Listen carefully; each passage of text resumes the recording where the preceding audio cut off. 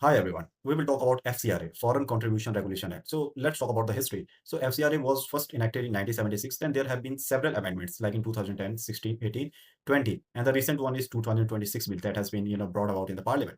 Why the FCRA is important? It's because in a country like India, there are so many hospitals, so many churches, so many schools that is being monitored by and operated by NGOs.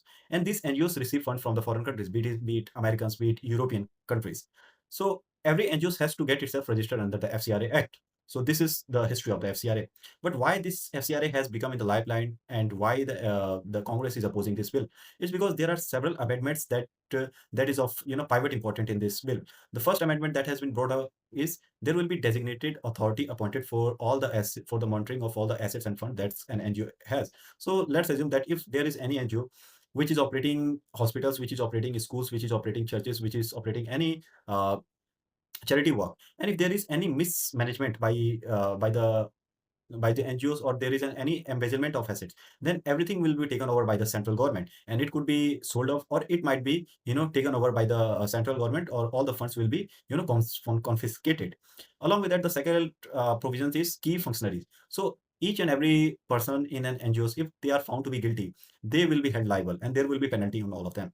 The third is, if in any of the state, if states are able to find out that any NGOs is doing any mismanagement, or the working of them does not seem to be better, so they cannot open their cases by all alone. They will have to take approval from the federal government, because they cannot bypass the laws.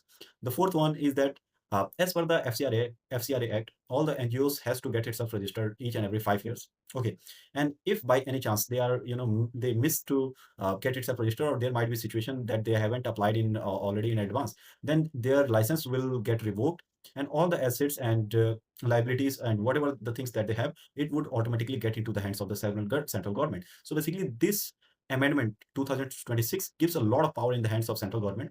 But there are some good pros or good side to this, is that the fund that we receive, as per the history, from the foreign countries, they are mostly used for propaganda, or for jihadist activities, or even maybe for the terrorist activity. So it is very important that central government takes over or look after the work of these NGOs. So I don't know it is good or it is bad. It's totally dependable on the opinion of the people or the opinion of the government. Thank you very much, ladies and gentlemen.